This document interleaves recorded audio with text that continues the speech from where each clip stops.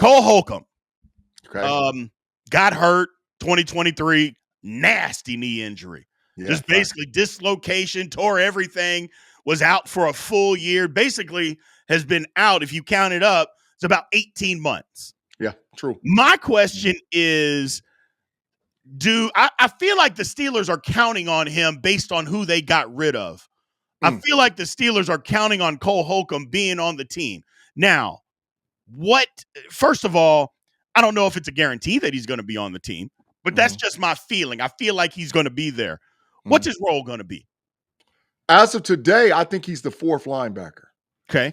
As far as on the inside, I think he's the fourth linebacker. I think if you count out Patrick Queen, Peyton Wilson, Harrison, and then Cole Holcomb is the number 4.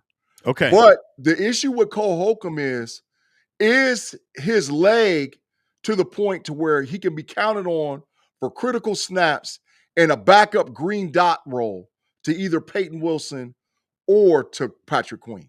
Because really that's what he is. Listen. This guy is a special teams player that worked his way into a starting rotation for a team outside of the Pittsburgh Steelers, the Miami Dolphins, and was so valuable when the Steelers brought him in. There was talks of him starting right away and wearing the green dot right away. Yes. So as far as his IQ and mind is concerned, he's an outstanding football player. But did his body heal enough to get those snaps in? Now, I'm a firm believer in you got to have depth. At every position, you got to have a guy behind your starter that you can put him in the game and you feel he's okay. So I think that he's on the team no matter what. But the injury or how he's bounced back from the injury is going to determine whether or not he gets serviceable snaps for the Steelers in 2025.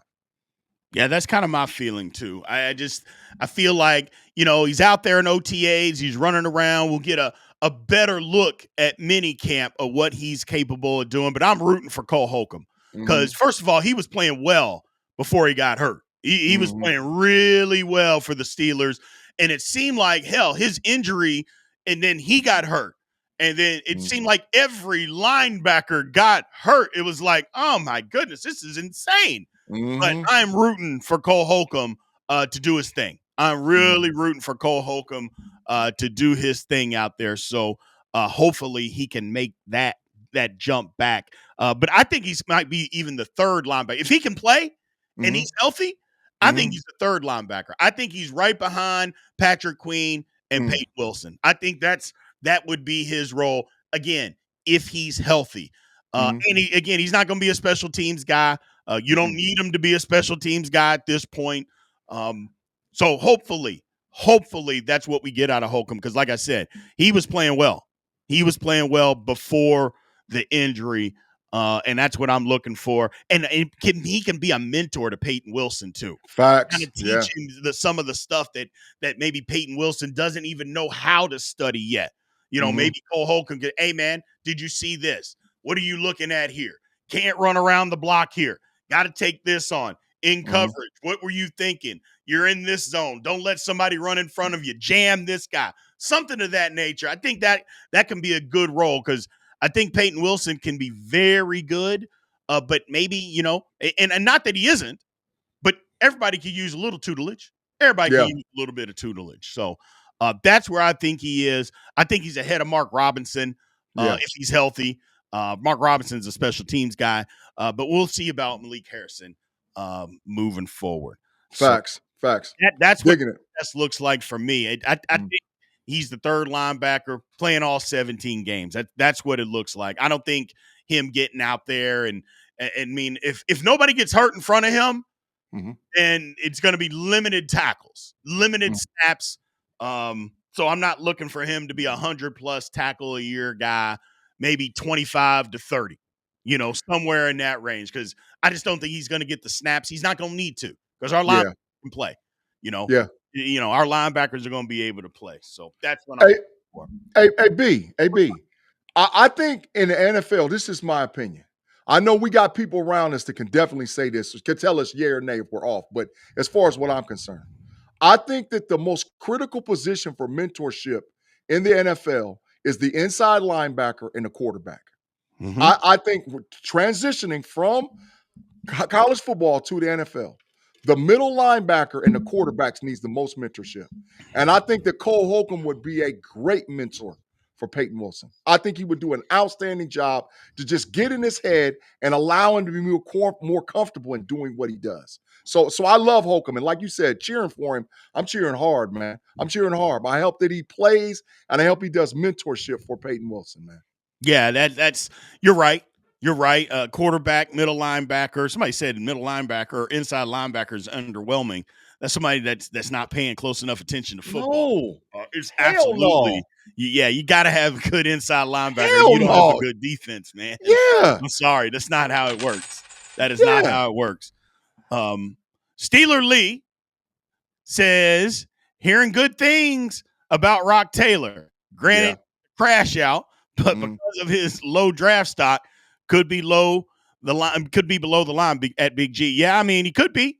He mm, could be, you know. mm, But again, let's just wait till we see more. It's still OTAs. Let's wait until we see a little bit more out of him out there. Then we can put some of that together. So mm. I would absolutely believe that. Felicia, thank you for supporting the channel with the super chat. Alonzo, don't play games or make claims you can't back up and provide evidence to. Now, I don't know if anybody knew this or not, but last night Mm.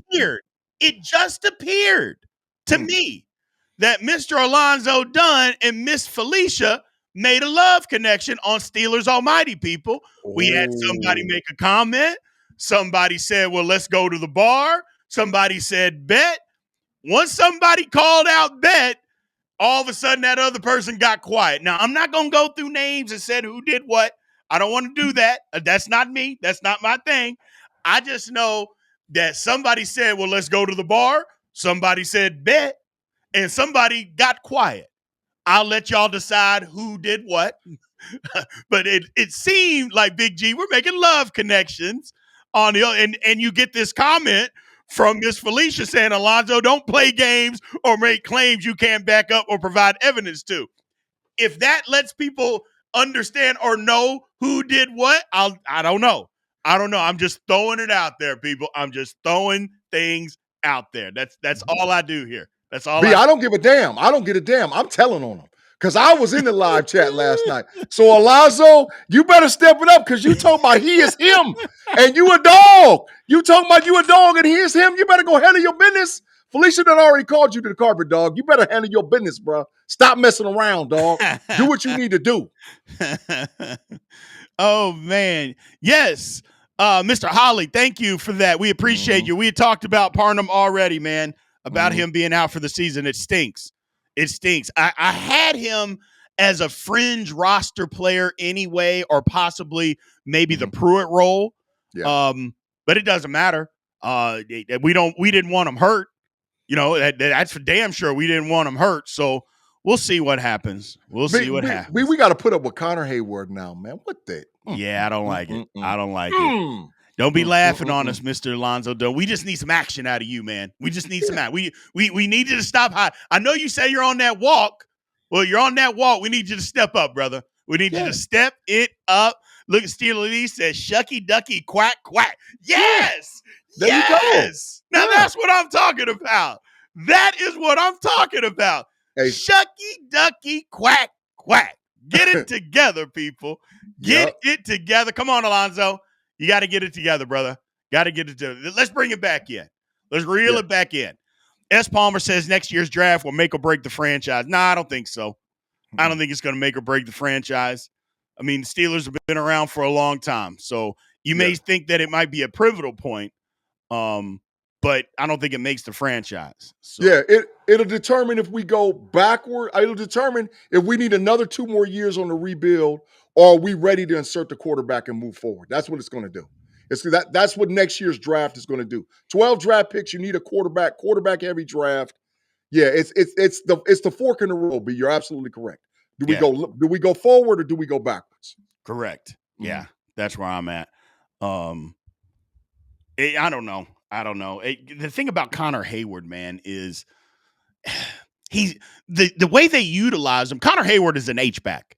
Okay. Facts. And the way that the Steelers tried to utilize him last year, like like being a lead blocker on bend back plays or counters, or fullback lead. And I call them bend backs, where the fullback starts right and then bends back left and Mm-hmm. blocks back, and the tailback follows him. Mm-hmm. That's I don't think that's his game. He's not a lead blocker like that. He's a Mm-mm. backside cutoff guy. And the way the Mm-hmm. Steelers used him, it is what it is. But oh well. I mean, I don't know. I just don't think they used him the right way. I think that if they use him more as an H back / just a receiver, it might be okay. But I don't know if they're going to have that luxury now. Now that we're down to tight end, maybe we'll go get another one. We'll see what happens. Mr. Alonzo Dunn again with the super chat supporting us, says Zoe no play, backs up everything, 290 and ain't tiny. Zoe no scared. That's what the hell I'm talking about, bruh. That's the dog in you. That's what I'm talking about. Felicia, he talking strong. Let's do what you need to do, Zoe. That's what the hell I'm talking about, bruh. That's what I'm talking about. I'm with you, bruh. I'm with you. I love it, man. I love it. I love it. I love it. So, oh, goodness gracious. Oh, no. Felicia's got a roll.